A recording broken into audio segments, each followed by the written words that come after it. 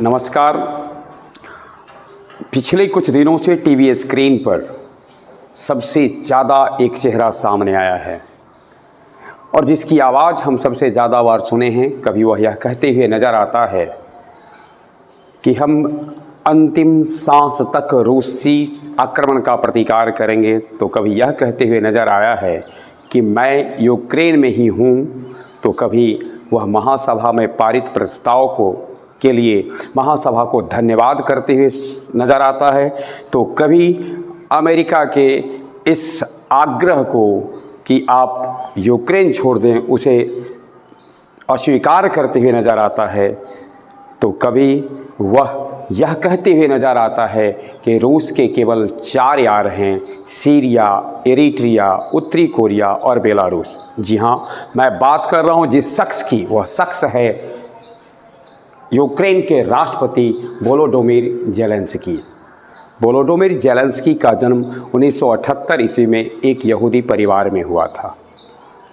यहूदी परिवार में जन्मे ज़ेलेंस्की ने अपनी पढ़ाई लिखाई कीव यूनिवर्सिटी से, कीव इकोनॉमिक यूनिवर्सिटी से उन्होंने 2003 में कानून की डिग्री प्राप्त की। यूँ तो डिग्री कानून की प्राप्त की, परंतु जिस क्षेत्र में उनको सफलता मिली वो क्षेत्र कोई और था। उनको सफलता मिली टेलीफिल्म के क्षेत्र में।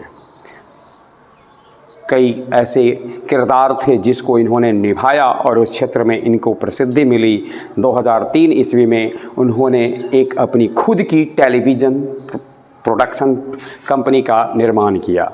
ये टीवी प्रोडक्शन कंपनी उन्होंने 2003 में चालू किया। इससे कई कॉमेडी धारावाहिक के साथ साथ टेलीफिल्म बनाने का कार्य भी किया। 2009 ईस्वी आते आते इस क्षेत्र में उनकी ख्याति बढ़ गई। वो काफ़ी लोकप्रिय कलाकार हो गए।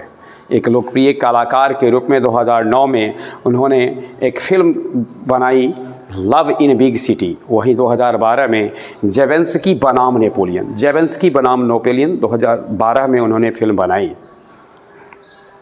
जब इनका कह सकते हैं कलाकार का कैरियर काफ़ी सफलता की चोटियों को छू रहा था, उसी समय यूक्रेन में कुछ दूसरी घटना घट रही थी। यूक्रेन में रूस समर्थित राष्ट्रपति के प्रतिकार की बात होने लगी। रूस समर्थित राष्ट्रपति का विरोध किया जाने लगा और फिर वो वर्ष भी आया जब यह विरोध उस चरम पर पहुंचा, जब रूस समर्थित राष्ट्रपति विक्टर यानुकोविच को राष्ट्रपति पद से हटना पड़ा और यूक्रेन छोड़कर रूस में जाकर शरण लेनी पड़ी। यहाँ थोड़ा सा हम पीछे हटकर एक बात आपको बताते चलें। ज़ेलेंस्की ने एक टेलीविज़न सीरीज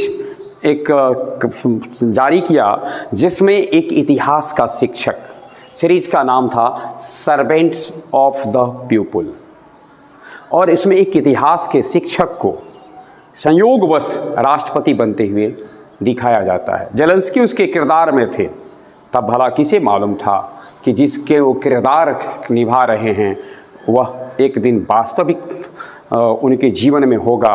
कई लोगों का कहना है कि इस किरदार में उन्होंने अपनी ही भूमिका रच दी। संयोग ऐसा था 2015 में जब राजनीतिक अस्थिरता की स्थिति आ गई थी और विक्टर यानुकोविच को यूक्रेन छोड़कर भाग जाना पड़ा था। वहीं जो क्रीमिया का क्षेत्र था और उसके कब्जे में आ गया था और पूर्वी यूक्रेन के क्षेत्र में अलगाववादी प्रवृत्ति तेज हो गई थी। तब 2015 ईस्वी में 1+1 नेटवर्क पे एक धारावाहिक दिखाया जाता है सर्वेंट्स ऑफ द पीपल का। और सर्वेंट्स ऑफ द पीपल जो धारावाहिक है, इस धारावाहिक में किरदार के रूप में ज़ेलेंस्की हैं। कालांतर में अपनी पॉलिटिकल पार्टी का नाम भी रख देते हैं सर्वेंट्स ऑफ द पीपल, इस वादे के साथ कि हम राजनीति स्वच्छता से, स्वच्छ और ईमानदार राजनीति का वादा करते हुए राजनीति के गलियारों में कदम रखते हैं।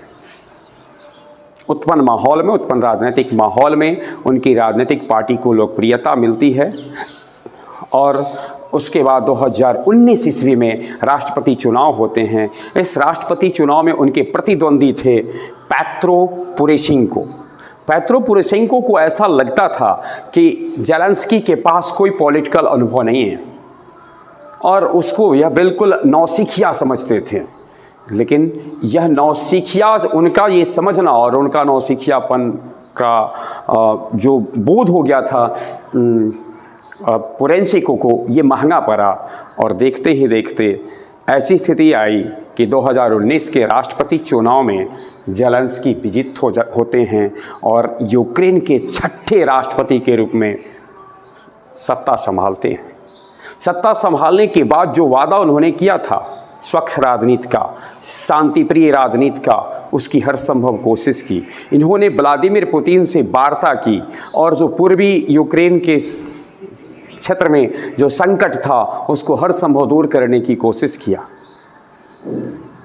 लेकिन बात तब मुश्किलाहट यानी टकराहटें तब बढ़ जाती है जब पूर्वी यूक्रेन में अलगाववादियों से जो क्षेत्र प्रभावित था, उस क्षेत्र के लोगों के लिए रूसी राष्ट्रपति ने अपने देश का पासपोर्ट जारी करने की घोषणा कर दिया।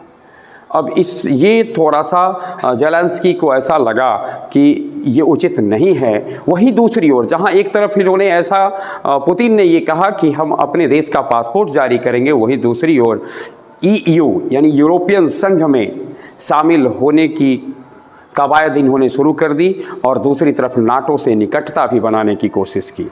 हालांकि जब मैं आपसे मुखातिब हूँ, यूरोपियन संघ में शामिल होने की अंतिम पुष्टि इनकी हो चुकी है, लेकिन मैं बात उस समय की कर रहा हूँ जब यूरोपियन संघ में जब इन्होंने शामिल होने की बात की तो ये पुतिन को